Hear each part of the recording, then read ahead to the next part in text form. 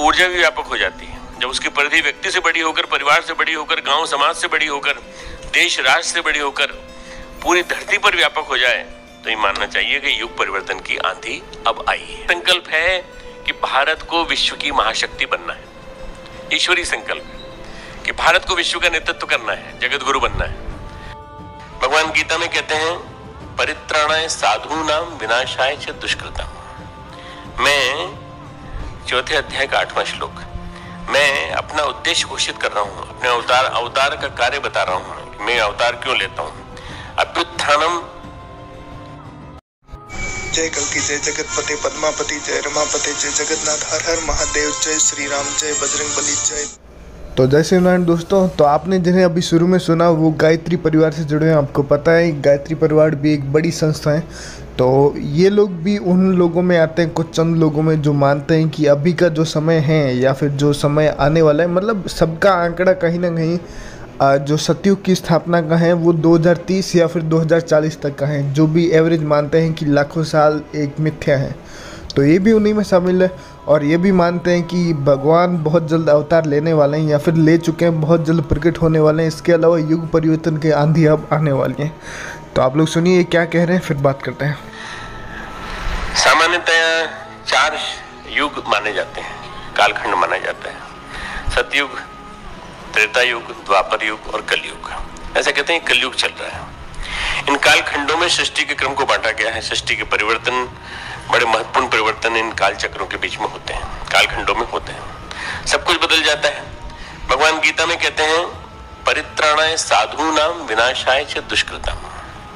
मैं चौथे अध्याय का 8वां श्लोक, मैं अपना उद्देश्य घोषित कर रहा हूं, अपने अवतार का कार्य बता रहा हूं, मैं अवतार क्यों लेता हूं।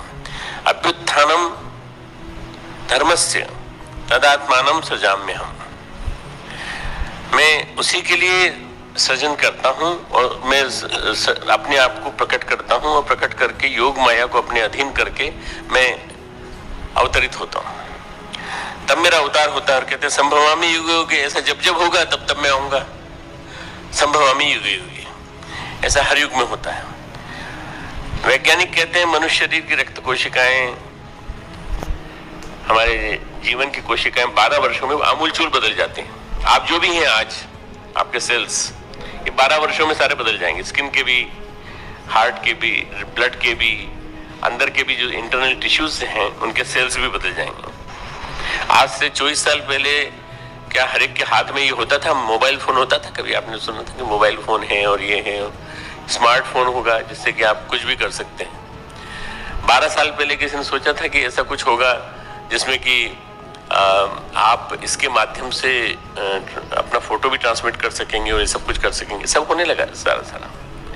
तो परम पूज्य गुरुदेव कहते हैं कि जब युग बदल जाता है तो लगता है पहले ऐसे हुआ करता था, परंतु अब तो ऐसा है, हो गया। युग निर्माण कैसे होगा जब तक हम इन लोगों के चिंतन में छाई हुई चीजों को नहीं बदलेंगे। बदलाव आ रहा है, परंतु बदलाव धीरे धीरे आ रहा है। युग बदल रहा है, युग करवट ले रहा है। बड़े विरल क्षण होते हैं। मुगलों का शासन था, राजपूतों का शासन था, एक स्वाधीनता की आंधी आई, सब बदल गया, प्रजातंत्र लोकतंत्र आ गया। क्या सब कुछ अपने आप घटित हो जाता है? अपने आप नहीं होता है। हर संसार में हर कार्य के पीछे कोई कारण होता है। हर कार्य के पीछे कोई ना कोई कारण होता है। जो क्रिया होती है उसके पीछे कोई ना कोई ऊर्जा सक्रिय रहती है। जब क्रिया व्यापक होती है तो ऊर्जा भी व्यापक हो जाती है। जब उसकी परिधि व्यक्ति से बड़ी होकर, परिवार से बड़ी होकर, गांव समाज से बड़ी होकर, देश राष्ट्र से बड़ी होकर पूरी धरती पर व्यापक हो जाए तो ये मानना चाहिए कि युग परिवर्तन की आंधी अब आई है। ये सारे के सारे विश्व के स्तर पर हो रहा है, पूरे हर आयाम में होती है। युग परिवर्तन के पीछे जो ऊर्जा सक्रिय होती है वो उतनी व्यापक होती है, उतनी अनंत होती है, उतनी विस्तारपूर्ण होती है, जिसका नाम है ईश्वरीय संकल्प। ईश्वरीय संकल्प है कि भारत को विश्व की महाशक्ति बनना है। ईश्वरीय संकल्प है कि भारत को विश्व का नेतृत्व करना है, जगत गुरु बनना है। तो उस विश्व के जगत गुरु बनने की प्रक्रिया में जो काम होना है उस काम के लिए स्टेजेस बन रही हैं, स्टेप्स बन रही हैं, तैयार हो रहा है पूरा का पूरा। युग परिवर्तन व्यक्ति नहीं किया करते, उस इंसान मिलकर के युग नहीं बदल सकते। एक चेतना चलती है, एक प्रवाह उमड़ता है। गुरुदेव ने कहा एक आंधी आती है, एक तूफान उठता है, और जो व्यक्ति उसके माध्यम बनते चले जाते हैं, युग परिवर्तन के ब्रह्म मुहूर्त को, महान क्षण को श्री अरविंद ने नाम दिया है देव मुहूर्त। संसार से तर जाते हैं, परंतु न जाने क्यों कई लोग ऐसे होते हैं जो नहीं समझ पाते। नमाम दुष्कृतनो मूढ़ा प्रपद्यन्ते नराधमाः माया अभ्यत ज्ञाना आसुरम भावा माश्रिता। माया के द्वारा जिनका ज्ञान हरा जा चुका है, ऐसे आसुर स्वभाव को धारण किए मनुष्यों में नीच दूषित कर्म करने वाले मूढ़ लोग मुझे पहचान नहीं पाते। भगवान आते हैं विभिन्न रूपों में आते हैं, और भगवान आकर के परिवर्तन की प्रक्रिया गतिशील करते हैं, पर मूढ़ लोग नहीं पहचान पाते, मुझको नहीं बचते। हमारे एक गीत की लाइन है छोटी सी, धन्य होंगे जो कि इस अभियान से जुड़ जाएंगे।